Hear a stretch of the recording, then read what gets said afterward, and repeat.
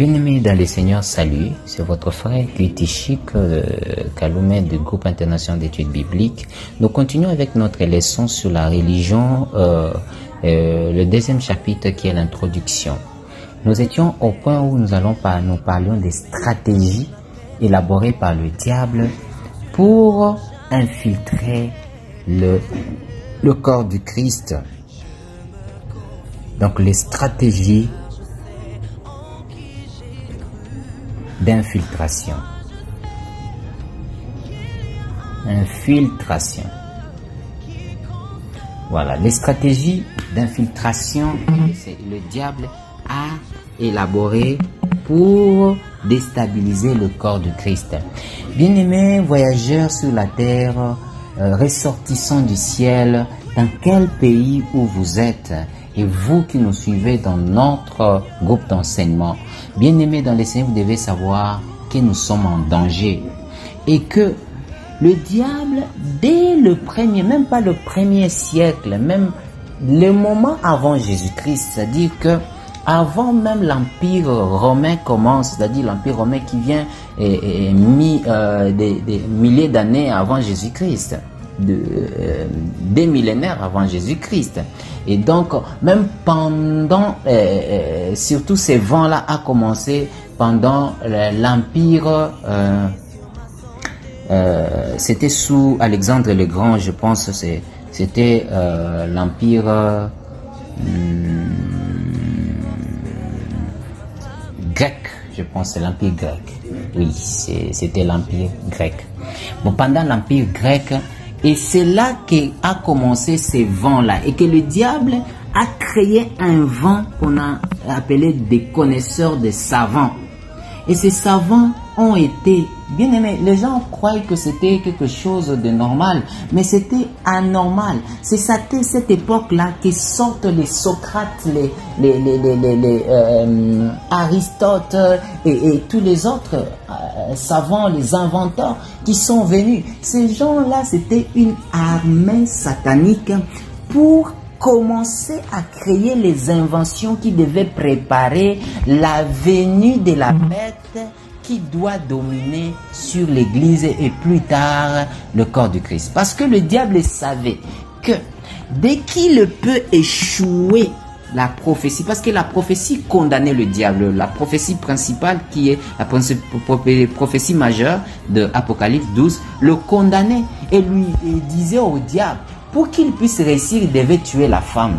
Mais comme il savait qu'il y avait deux solutions, soit je tue la femme, soit je me suicide, et soit je suis condamné. Alors, le diable, sachant cela, il avait déjà pris un plan B, au cas où je ne réussissais pas à tuer la femme. Alors, je devais avoir un plan B. Et son plan B, c'était l'armée des savants.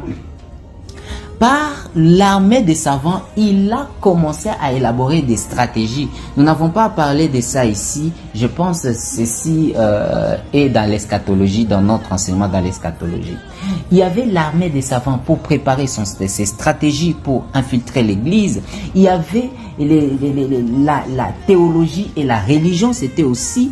Il y avait le changement de nom de Dieu. Il y avait l'obligation de suivre le calendrier religieux qui devait dépendre des Romains, qui aujourd'hui même nous suivons, bien aimés. Il y avait l'obligation de suivre les fêtes religieuses, les fêtes et non le fête biblique.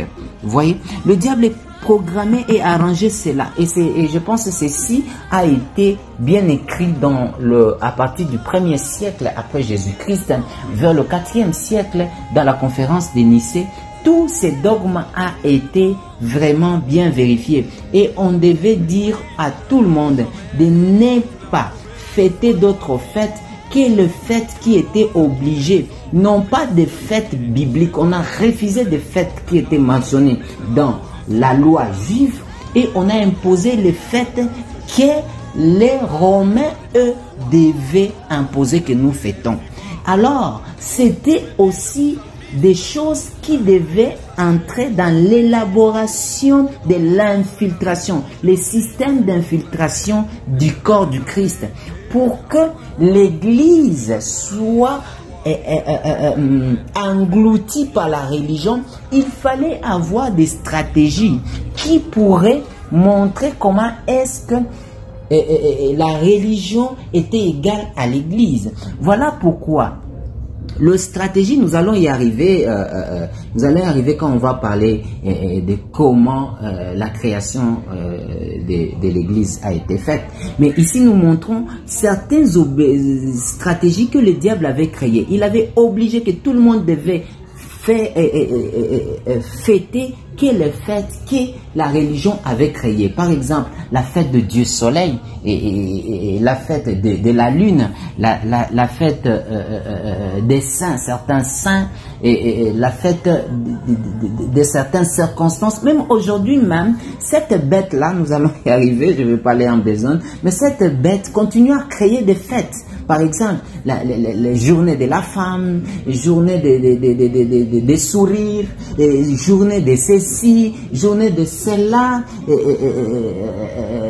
Saint-Valentin, Saint-Céla. Bien aimé, nous nous retrouvons en train de travailler dans les systèmes sans le vouloir. Nous sommes dans le système de la bête. Nous sommes dans le système religieux qui a été créé pour étouffer l'Église. Il a installé la religion dans un système politique des nations. De façon que tous ceux qui se croient dans l'Église et étant dans la religion, ils se retrouvent dans un système politique sans le savoir. Aujourd'hui, vous allez remarquer, patriotes célestes, tous ceux qui sont dans la religion se trouvent dans la politique. Et la preuve en est contrôlée dans nos pays. Vous allez voir que ceux qui s'appellent pasteurs et même ceux qui s'appellent 5 ministères se sont retrouvés déjà corrompus et ils sont dans la politique séculaire. Ils sont dans la politique active de leur pays biologique. Ce qui est aberrant et ce qui est inacceptable parce que l'Église a été clownée et on l'a donné le nom de la religion. Et aujourd'hui, nous nous retrouvons dans le système religieux qui est pratiquement le système de l'Antéchrist. Qui est-ce que, bien aimé, ne se trouve pas dans ce système aujourd'hui?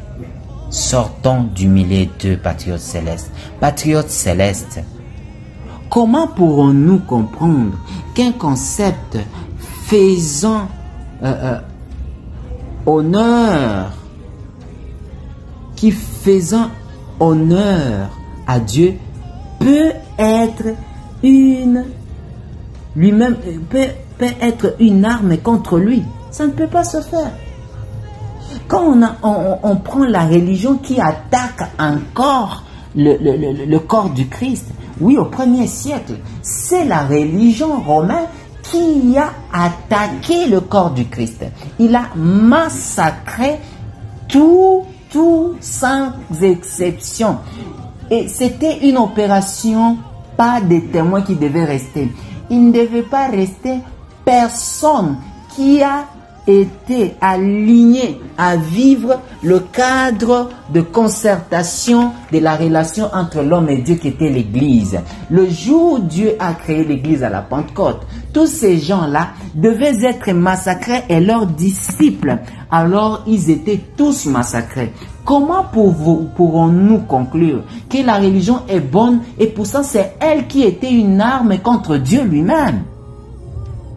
Comment quelque chose qui crée un cadre de concertation entre Dieu et l'homme peut être encore fatal contre Dieu lui-même, bien-aimé? C'est quoi la religion juste, bien-aimé? Nous allons ensemble essayer de comprendre et de répondre à cette problématique. Et nous croyons que quand on a posé cette question, nous l'avons aussi compris que par la définition, nous avons déjà compris cette thématique, bien-aimés dans les Seigneurs.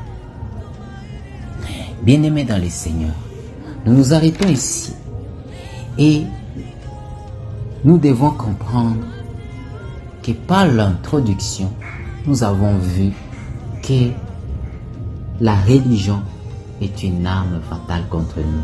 Et nous devons être les premiers à promulguer et à annoncer à tous les ressortissants du ciel de s'abstenir et de se retirer du milieu de cette calamité qui vient détruire le corps du Christ depuis le premier siècle. Que Dieu nous bénisse.